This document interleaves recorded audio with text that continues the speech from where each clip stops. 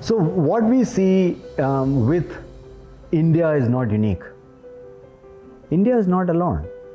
Many countries in the world, as we speak, are rapidly implementing digital public infrastructure or DPI.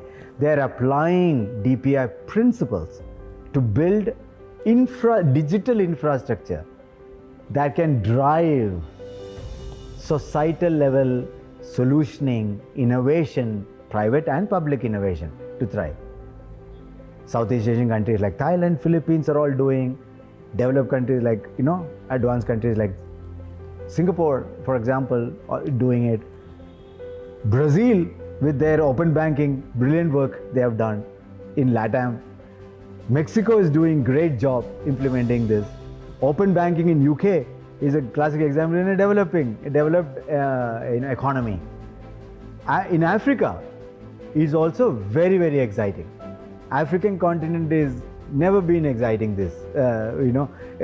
Today, almost every country in Africa is reimagining their future economy using digital as the native lever.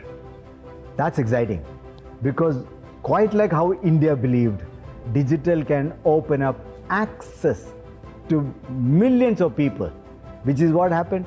India moved from sub 50 million people doing digital payments in 2016, less than 50 million out of 1.4 billion. Today we have 500 million people doing. In 6 years we went 10x. We went from nobody having bank account in 2010 to everyone having bank account in about 7 years, 8 years.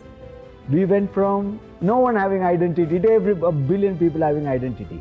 So that what technology can do, or in the education we saw, with Diksha effort, access to 200 million children having access to digital learning opportunity, even more powerfully used during COVID lockdown times when the schools were shut, is a powerful imagination. How technology is not a solution.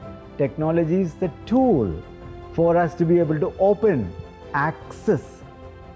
Access to what? Access to formal products, services, knowledge, capital, access to capital, and so on. Because that's how the economy will boom. They need information, they need money, they need to be able to sell, buy products and services.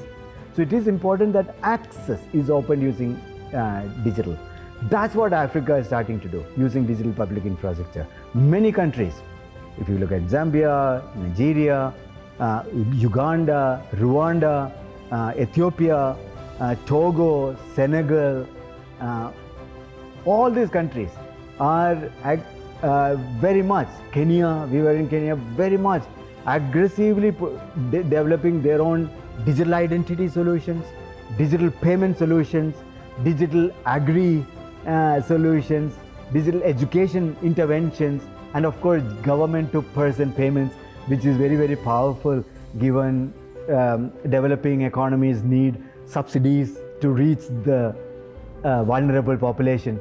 It is important that we create a digital rail, G2P, government to person payment rails and so on. Many countries, South Africa is doing, this is amazing to see. Amazing possibilities emerge suddenly.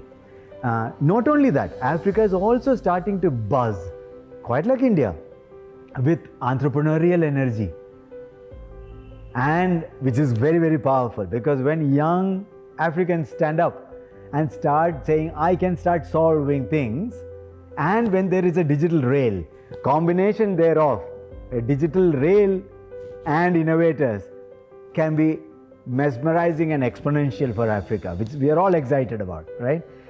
So this movement, DPI approach, and this moment for Africa cannot be underestimated. I think leadership, I can clearly see leadership in Africa wanting to do it.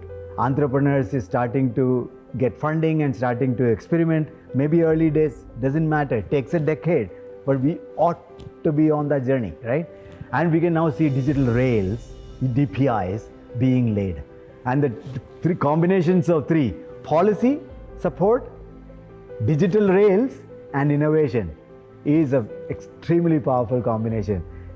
Magic is waiting to happen in Africa.